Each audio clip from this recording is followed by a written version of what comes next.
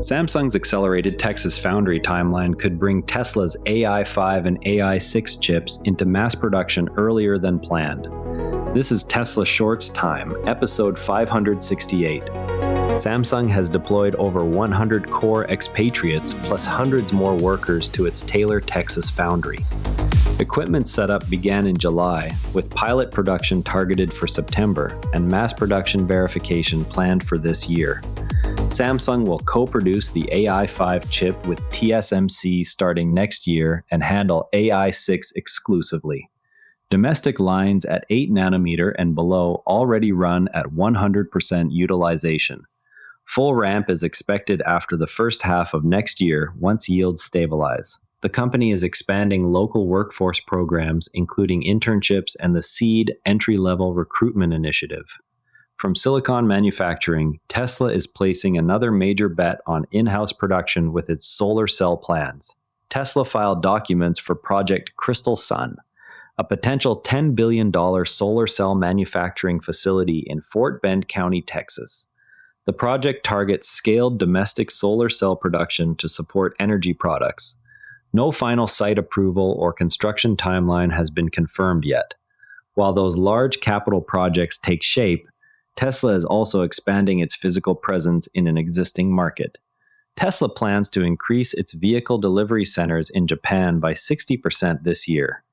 The move targets improved customer access amid recent sales strength in that market. No specific new locations or exact timelines were released.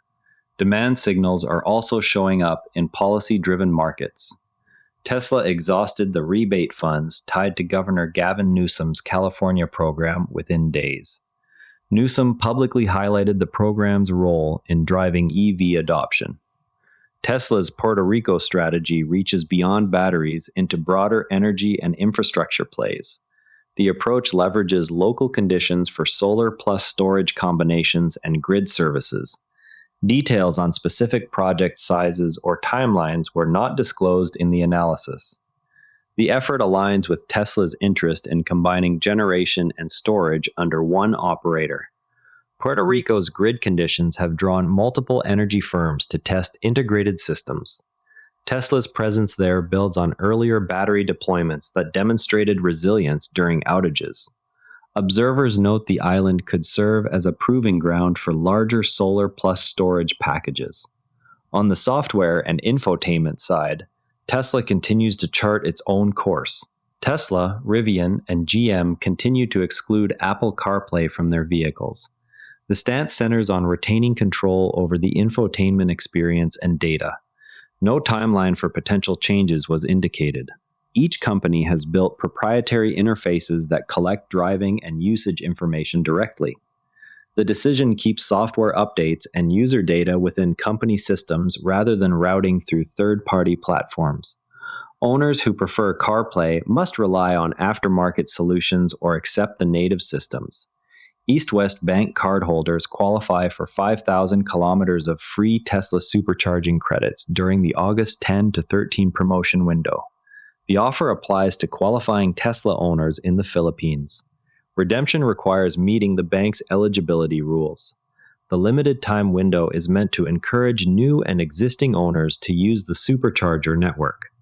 Local Tesla communities have shared the terms on social platforms ahead of the start date. On the software side, one driver just set a new supervised FSD benchmark. Prolific FSD user David Moss became the first to complete 25,000 miles on supervised FSD without any steering, brake, or intervention. Tesla marked the achievement with a celebration animation in the car. Moss maintained the streak across varied driving conditions. While long streaks demonstrate consistency for some, new vehicle sightings continue to generate interest. An apparent cybercab prototype with a steering wheel and large central monitor was spotted in a Shoreline, Washington grocery store parking lot. Another cybercab was observed operating on public roads in Orlando, Florida. Development vehicles are one thing, real-world incidents involving customer cars are another. A brand new Cybertruck became unresponsive during home charging, requiring technicians to disassemble the wall-mounted charger before the vehicle could be towed while still plugged in.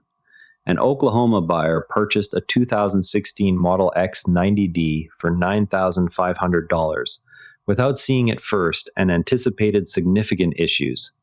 Upon arrival, the vehicle performed better than expected. The story was covered by supercarblondie.com. The buyer documented the condition of the low-mileage example after the sight-unseen transaction. San Francisco 49ers coach Kyle Shanahan stated his Tesla was in autopilot mode during a crash near downtown Palo Alto. A separate $10 million lawsuit alleges that insane mode contributed to a test drive incident that ended when the vehicle accelerated into a hair salon. An incident involving a Tesla resulted in firefighters being hospitalized after an explosion. Details on the vehicle model and exact cause remain limited in initial reports. The event has prompted discussion on emergency response protocols for high-voltage packs. Responders face challenges typical of energized battery systems during the response. These day-to-day stories sit against a larger strategic question the company is now betting heavily on.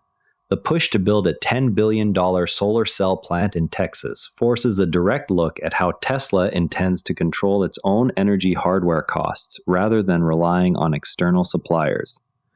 When a company commits that scale of capital to cell production, the bet is that in-house manufacturing will eventually deliver lower per-unit costs and tighter integration with Megapack and Powerwall assembly than buying cells on the open market. The economics only close if yield rates and throughput reach levels that offset the upfront construction and equipment spend. Vertical integration here also reduces exposure to global supply chain shocks that have repeatedly delayed other solar manufacturers. That calculation sits alongside the separate decision to accelerate a Texas foundry for AI5 and AI6 chips. Both moves concentrate supply chain risk inside Tesla-controlled sites, yet they also multiply the capital that must be deployed before any incremental revenue appears. If either facility hits delays in yield or qualification, the cash flow impact lands directly on Tesla's balance sheet instead of being shared with contract manufacturers. The foundry timeline is further compressed by 100% utilization at Samsung's domestic lines, leaving little slack for ramp issues. Parallel execution across energy and silicon therefore tests Tesla's ability to sequence large projects without straining internal resources. The practical test will be whether these plants can reach steady-state output fast enough to support the vehicle, robotaxi, and stationary storage volumes Tesla has already guided. Until the first high-volume quarters of production data arrive, the scale of the commitments remains larger than the visible demand signal that would normally justify them. Success would lower the cost base for both solar plus storage packages and next-generation inference hardware, directly supporting margin targets across multiple business lines. Before we go, the next update on Samsung's Texas foundry yields is worth watching once pilot lines begin running in September. That covers it for today's Tesla developments. TSLA closed at $328.58, up $9.05, 2.8%. Share this episode with a fellow Tesla enthusiast if you found it useful, and subscribe so you don't miss tomorrow's episode. I'm Patrick in Vancouver. Thanks for being here. Quick tip from the network. Try Planetarian Daily next. Daily breakthroughs in science, health, and longevity. Every Nera Network show is free at neranetwork.com. The age of AI puts real builders on the phone with an AI host. Apply at neranetwork.com. Age of AI apply. This episode used AI voice synthesis of my voice. Editorial selection and analysis are my own.